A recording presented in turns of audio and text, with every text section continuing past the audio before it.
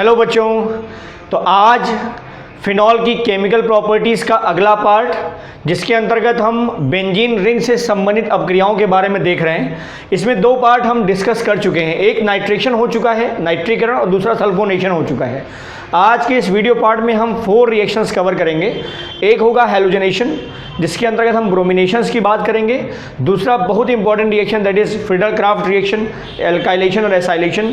Third part होगा mercuration. Last part होगा इस वीडियो पार्ट का, दैट इज हाइड्रोजनेशन।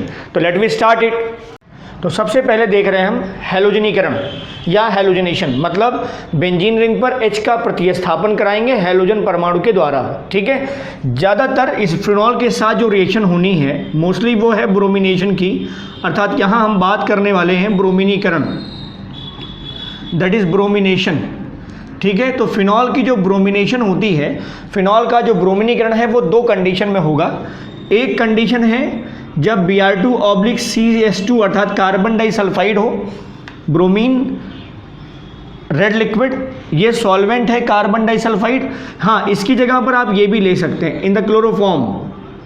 तो ब्रोमीन ऑब्लिक कार्बन डाइसल्फाइड या क्लोरोफॉर्म के प्रेजेंस में लो टेम्परेचर पर जब अपक्रिया कराएंगे हम, कम ताप पर लो टेम्परेचर पर जब अपक्रिया कराएंगे तो यहाँ पर आर्थो और पैरा ब्रोमोफिनॉल का मिक्सचर मिलता है। इसकी कंडीशन में, इस कंडीशन में फिनॉल को जब ब्रोमीन कार्बन डाइसल्फाइड या ब्रोमीन और क्लोरोफॉर्म की साथ कम ताप पर अपक्रिया कराएंगे आप, तो आर्थो और पैरा ब्रोमोफिनॉल्स का, आर्थो और पैरा ब्रोमोफिनॉल्स का मिश्रण प्राप्त होता है। मिक्सचर्स मिलेगा आपको दोनों का। कैसे? आप जानते हैं बेंजीन पर जो OH है दैट इज फिनॉल, ये आर्थो पैरा डायरेक्टिंग होगा।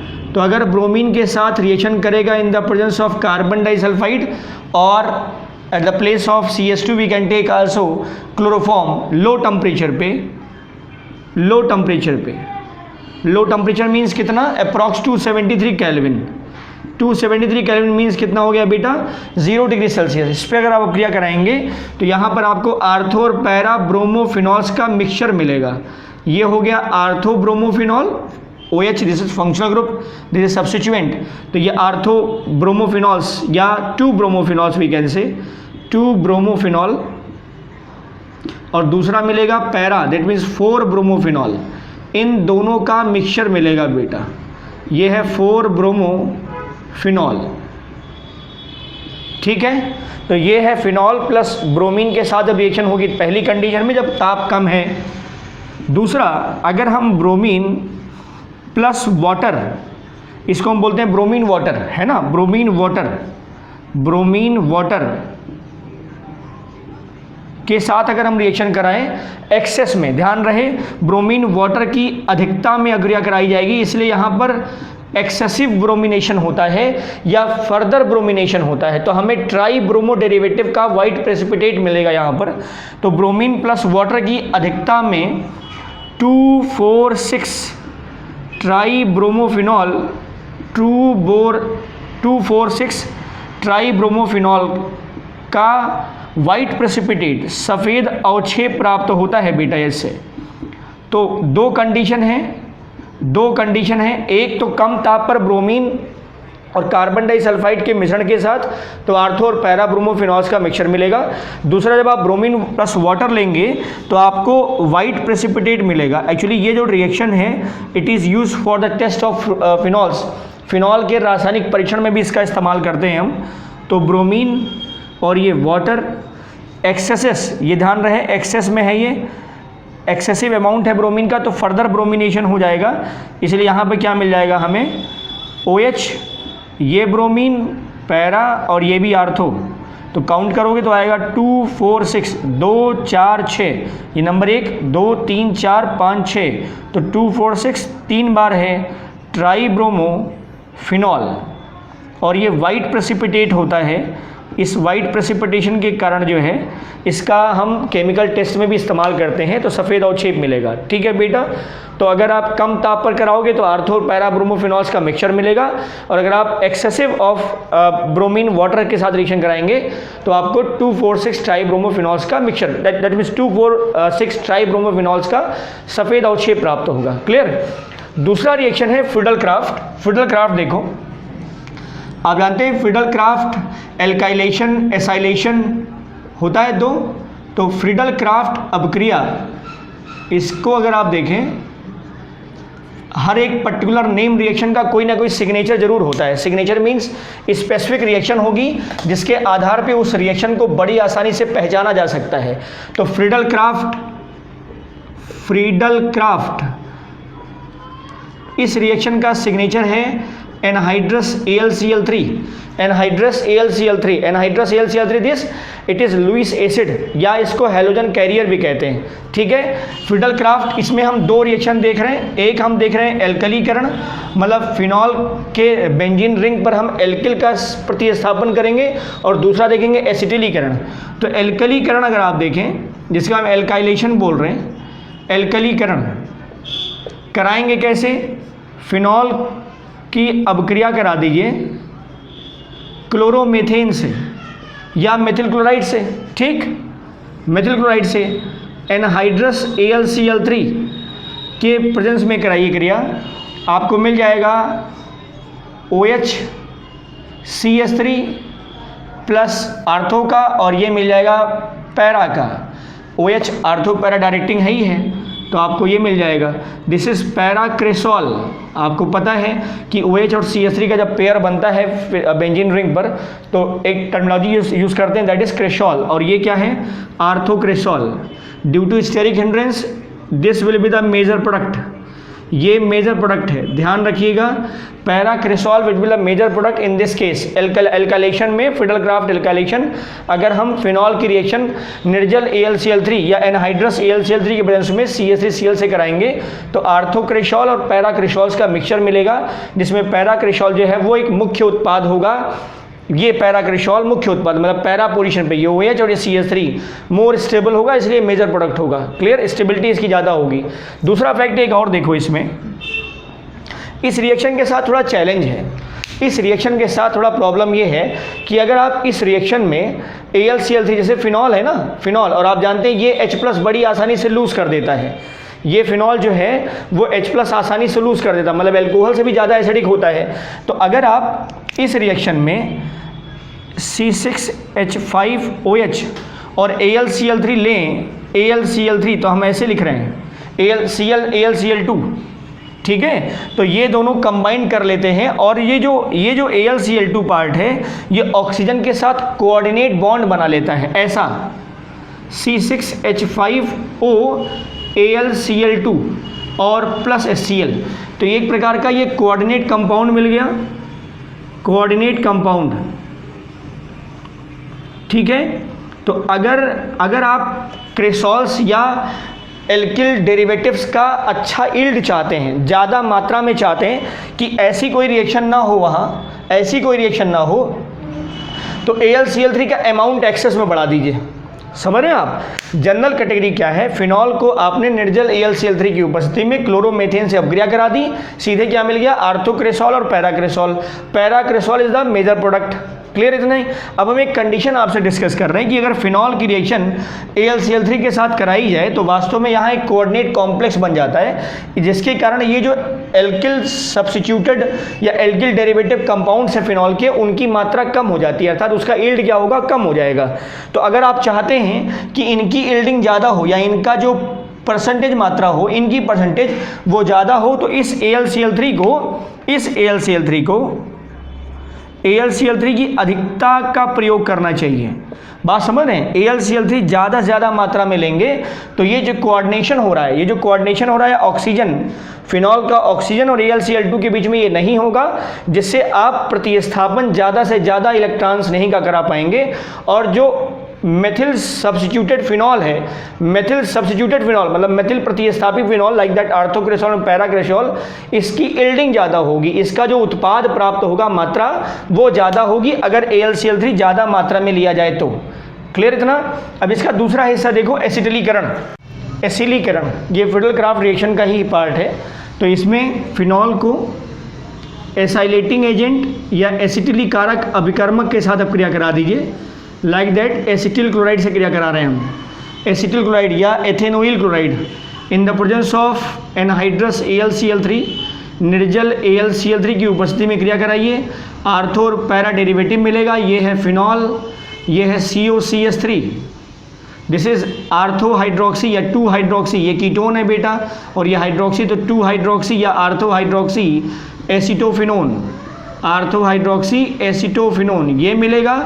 और दूसरा मिलेगा आपको पैरा हाइड्रोक्सी, क्या मिलेगा? पैरा हाइड्रोक्सी, तो पैरा यहाँ पर COCH3 और ये हो गया बेटा पैरा हाइड्रोक्सी एसीटोफिनोन। और आप जानते हैं इसमें जो मेजर प्रोडक्ट होगा वो कौन सा होगा? Para hydroxy, that will be the major product, ये मेजर प्रोडक्ट होगा ड्यू टू स्टेरिक हिंड्रेंस। समझ गए? ये मुख्य उत्पाद होगा, ये गौड़ उत्पाद होगा। क्लियर? तो ये था फिडलक्राफ्ट एल्काइलेशन और फिडलक्राफ्ट एसाइलेशन। एक बड़ी बात बताते हैं हम आपको, फिडलक्राफ्ट एल्काइलेशन के अंतर्गत ही एक बात बता रहे हैं। अगर आप मेथिल क्लोराइड की जगह पर कुछ और डेरिवेटिव भी बनाना चाहते हैं, थोड़ा सा बड़े एल्किल ग्रुप लगाना चाहते हैं, तब क्या किया जाए? देखिए, अगर फिनॉल को, ये एल्काइलेशन का पार्ट है बेटा, ये जो बात बता रहे हैं वो एल्काइलेशन के पार्ट में, अगर आप इस फिनॉल की रिएक्शन एल्कोहल से करा दीजिए या एल्कीन से करा दीजिए, एल्कोहल से कराइए, हम ये करा दे रहे हैं। जैसे मान लो ये CH3 that is isopropyl alcohol या प्रोपेनॉल 2, या इसकी जगह पर आप ये इस्तेमाल कर लीजिए CH3 CH double bond CH2। Ultimately अगर आप देखें तो इसका जब डिहाइड्रेशन हो जाएगा, निर्जलीकरण, तो यहाँ से H, यहाँ से OH, यहाँ से OH, यहाँ से डबल बॉन्ड बन जाएगा। मतलब अल्टीमेटली आफ्टर डिहाइड्रेशन यही मिलेगा आपको, प्रोपीन। तो अगर हम बड़े एल्किल ग्रुप लगाना चाहते हैं तो अगर हम एल्कोहल से रिएक्शन कराएं या उसी के करस्पॉन्डिंग एल्कीन से रिएक्शन कराएं, ध्यान से सुनिएगा, ये फिनॉल है, ये एल्कोहल है और उसी का करस्पॉन्डिंग एल्कीन है, इसकी रिएक्शन कराएं इन the presence of H2SO4 sulphuric acid ले लीजिए या हाइड्रोफ्लोरिक एसिड ले लीजिए, H2SO4 ले लीजिए, हाइड्रोफ्लोरिक एसिड ले लीजिए, आपको डेरिवेटिव्स वैसे ही मिलेंगे आर्थो और पैरा के। ये हो गया आर्थो CH3, ये CH3, ये आर्थो डेरिवेटिव, और ये हो गया पैरा डेरिवेटिव। और आप फिर से जान सकते हैं कि यहाँ पर जो मेजर प्रोडक्ट होगा वो कौन सा होगा बेटा? पैरा वाला, ये पैरा पोजीशन वाला क्या होगा? मेजर प्रोडक्ट होगा, और ये आर्थो वाला माइनर प्रोडक्ट होगा। ये क्या है? ये है 1 2 3 4, तो ये 4 आइसोप्रोपिल फिनॉल, 4 आइसोप्रोपिल फिनॉल, ये पैरा पोजीशन वाला और ये आर्थो पोजीशन वाला, ये क्या होगा? Major product. जी ध्यान रखिए, मतलब अगर हमें बड़े एल्किल ग्रुप सब्स्टिट्यूट करने हो फिनॉल के बेंजीन रिंग पर, तो वहाँ पर उसी के करस्पॉन्डिंग एल्कोहल या एल्कीन ले लेते हैं इन द प्रेजेंस ऑफ H2SO4 और HF। हमें सब्स्टिट्यूशन में एल्किल का डेरिवेटिव मिलेगा, और वो भी आर्थो और पैरा पर। ज़्यादा बल्कि ग्रुप अगर आप लगाते हैं, ज़्यादा बड़े ग्रुप एल्किल के लगाते हैं आप, तो पैरा पोजीशन वाला ही ज़्यादा से ज़्यादा कंटेंट या इसका परसेंटेज कंपोजिशन उसका ज़्यादा होगा as compared to ortho position. Clear? तो this is about your Friedel Crafts alkylation, Friedel Crafts acylation. ठीक बेटा? अब अगला पार्ट जो देखो, इसमें हम 5th पार्ट देख रहे हैं। Yes, 5th part, that is mercuration, मर्क्यूरीकरण। ठीक है, मर्क्यूरेशन बोल रहे हैं इसको, फिनॉल का ही मर्क्यूरेशन। कैसे कराएंगे रिएक्शन? देखो, फिनॉल को मर्क्यूरिक एसीटेट से रिएक्शन कराओ। मर्क्यूरिक एसीटेट का मतलब हो गया CH3COO-, मर्क्यूरिक बोल रहे हैं तो मर्क्यूरिक का मतलब हो गया Hg+, तो जब होल ट्वाइस करोगे तो यह क्या हो जाएगा? दिस इज CH3COO का whole twice Hg, cross multiplication पे, इस पे -1 है, इस पे 2+, तो क्रॉस मल्टीप्लाई, ये 2 बार, ये 1 बार, स्टोइकियोमेट्री इसकी 2 आएगी, इसकी 1 आएगी। समझ ना? This is mercuric acetate. अगर इसकी रिएक्शन कराई जाए तो यहाँ पर भी सब्स्टिट्यूशन होगा, लेकिन मर्क्यूरिक के साथ आप जानते हैं ये कार्बन के साथ बड़ी आसानी से बॉन्ड बना लेता है, लाइक दैट OMC कंपाउंड। ये मेटल है ना, लिक्विड मेटल है, तो उसके साथ एक कंपाउंड बनाएगा। अब बनेगा क्या? ये देखो, ये OH एज इट इज़ पड़ा रहेगा, डेरिवेटिव वैसे ही बेटा। ये कैसा था? देखो ज़रा यहाँ पर, इसको हम ऐसे लिख रहे हैं CH3 C double bond O, ये हो गया मरकरी। सेम यहाँ जब सब्स्टिट्यूशन होगा ना, सब्स्टिट्यूशन जब होगा तो ये टूटेगा, तो ये टूटेगा जब ये बॉन्ड क्लीव हुआ, हाइड्रोजन यहाँ से निकलेगा H+ के फॉर्म में, तो CH3COO-, मतलब यहाँ एज अ बाई प्रोडक्ट क्या मिलने वाला है? Acetic acid. तो एक तो आर्थो पोजीशन पे अटैक हुआ मर्क्यूरिक का, ये माइनस और ये क्या है? प्लस। और यहाँ से जब H प्लस हटेगा तो ये वाला पोर्शन जो है सब्स्टिट्यूट होगा आर्थो पर। ध्यान से देखिएगा, ये फिनॉल का H प्लस जब हटेगा आर्थो पोजीशन पे तो मर्क्यूरिक का ये प्लस वाला पार्ट है, इतना वाला पार्ट प्लस में है ना, यही सब्स्टिट्यूट होगा कहाँ कहाँ, आर्थो पर और पैरा पर, आर्थो पर और पैरा पर, ये OH और ये आएगा HgOCOCH3। ठीक बेटा, नाम क्या होगा इसका, आर्थोहाइड्रोक्सी, आर्थोहाइड्रोक्सी, और यहाँ कर दो फेनिल, ये हो गया आर्थोहाइड्रोक्सी और ये क्या हो गया फेनिल, और ये क्या है मर्क्यूरिक, मर्क्यूरिक क्योंकि ऑक्सीडेशन स्टेट Hg का अभी भी 2 प्लस, तो mercuric acetate, mercuric acetate, this is the compound. तो इसका कंपाउंड का नाम क्या हो गया बेटा, आर्थोहाइड्रोक्सी फेनिल मर्क्यूरिक एसीटेट। इसका नाम क्या हो गया, पैराहाइड्रोक्सी, क्या नाम हो गया, parahydroxy phenyl, parahydroxy phenyl mercuric acetate, parahydroxy phenyl mercuric acetate. समझ में आई बात। मेजर प्रोडक्ट कौन सा होगा, एज इट इज नो, ये क्या है, ये मेजर प्रोडक्ट होगा और ये क्या होगा, माइनर प्रोडक्ट होगा। समझ गए। तो ये मर्क्यूरीकरण है, मतलब फिनॉल को अगर हम मर्क्यूरिक एसीटेट के साथ रिएक्शन कराएंगे तो आर्थोहाइड्रोक्सी फेनिल मर्क्यूरिक एसीटेट और पैराहाइड्रोक्सी फेनिल मर्क्यूरिक एसीटेट का मिक्सचर मिलेगा, जिसमें पैराहाइड्रोक्सी जो है वो मेजर प्रोडक्ट होगा। एक और रिएक्शन, इस पार्ट का लास्ट रिएक्शन देखो, और ये है हाइड्रोजनीकरण। क्या है बेटा, हाइड्रोजनीकरण, हाइड्रोजनेशन। जैसे बेंजीन का हाइड्रोजनेशन कराते हैं, बेंजीन का जब आप हाइड्रोजनीकरण कराते हैं बेंजीन, तो हाइड्रोजनीकरण का मतलब होता है H2 का योग, हाइड्रोजनीकरण का मतलब होता है H2 का योग, कहाँ, डबल बॉन्ड वाले सेंटर पर। तो अगर बेंजीन की वाष्प ले लीजिए, बेंजीन की वाष्प और H2 गैस, इसके मिक्सचर को निकिल कैटलिस्ट पे पास कर दीजिए। फिर से बोल रहे हैं हम, बेंजीन लिक्विड होता है, इसका boiling point 80 degree Celsius, 80 degree Celsius इसका टेम्परेचर होता है बॉइलिंग पॉइंट। H2 गैस और बेंजीन की वाष्प को लेकर के निकिल कैटलिस्ट पर पास कर दीजिए। तो ये जो डबल बॉन्ड है ना, 3, एक डबल बॉन्ड पर 2 हाइड्रोजन, तो 3 डबल बॉन्ड पर 6 हाइड्रोजन, एक डबल बॉन्ड पर 2 हाइड्रोजन आइदर साइड्स, दोनों तरफ, और 3 डबल बॉन्ड पर 6 हाइड्रोजन, 6 हाइड्रोजन परमाणु। तो मॉलिक्यूल्स कितने होंगे, 3। तो यहाँ पर क्या हो जाएगा, ये सारे के सारे डबल बॉन्ड हट जाएंगे, और यहाँ तो ये मॉलिक्यूल्स कितने ऐड अप हुए, 3 मॉलिक्यूल्स। ये क्या है, साइक्लोहेक्सेन, ये क्या है बेटा, cyclohexane, and this is benzene. समझ गए। सेम कंडीशन फिनॉल के साथ भी होता है। फिनॉल की वाष्प ले लीजिए, फिनॉल की वाष्प, और इसको हाइड्रोजन गैस के मिक्सचर के साथ निकिल कैटलिस्ट पे, गरम निकिल कैटलिस्ट पे पास कर दीजिए, ठीक है, निकिल उत्प्रेरक पर। तो क्या होगा, जो डबल बॉन्ड है रिंग का, जो रिंग का डबल बॉन्ड है वो सब हट जाता है, मतलब वो सब सब्स्टिट्यूशन होने के बजाय ऐड हो गया यहाँ पर। तो हाइड्रोजन जो है यहाँ पर भी एक हाइड्रोजन, यहाँ एक हाइड्रोजन, यहाँ भी एक एक, यहाँ भी एक एक, समझ रहे हैं आप। तो ये क्या हो गया, साइक्लोहेक्सेनॉल, एल्कोहल है ना, देखो साइक्लोहेक्सेनॉल, और ये क्या था, साइक्लोहेक्सेन, दिस इज साइक्लोहेक्सेन, और ये क्या है बेटा, साइक्लोहेक्सेनॉल।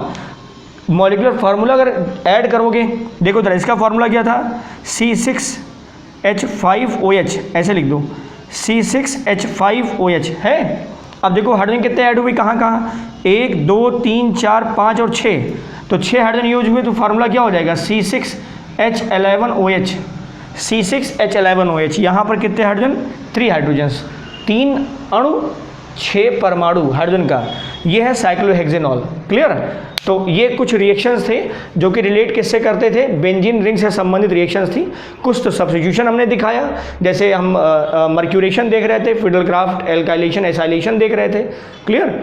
और एक हेलोजनेशन ब्रोमिनेशन भी हमने देखा, जिसमें 2,4,6 ट्राइब्रोमोफिनॉल्स और आर्थो पैरा ब्रोमोफिनॉल्स का मिक्सचर मिलता है, मर्क्यूरेशन। और लास्ट में ये हमने देखा जो बेंजीन रिंग के अंदर रिएक्शन हुई है, बजाय सब्स्टिट्यूशन के ऐड हो गया है, वी कैन से हाइड्रोजनीकरण हो गया है, जिससे हमें साइक्लोहेक्सेनॉल मिला है। और जो साइक्लोहेक्सेनॉल होता है it is a good solvent, बहुत ही अच्छा सॉल्वेंट होता है, गुड सॉल्वेंट। ठीक है, जैसे benzene as a good solvent इस्तेमाल किया जाता है, ऐसे साइक्लोहेक्सेनॉल भी एक अच्छे विलायक के रूप में इसका इस्तेमाल होता है, साइक्लोहेक्सेनॉल। ठीक है, तो इसके बाद अगले पार्ट में हम देखेंगे कोल्बी श्मिट अपक्रिया, पार्ट 9th में। तो stay tuned. Thank you for watching.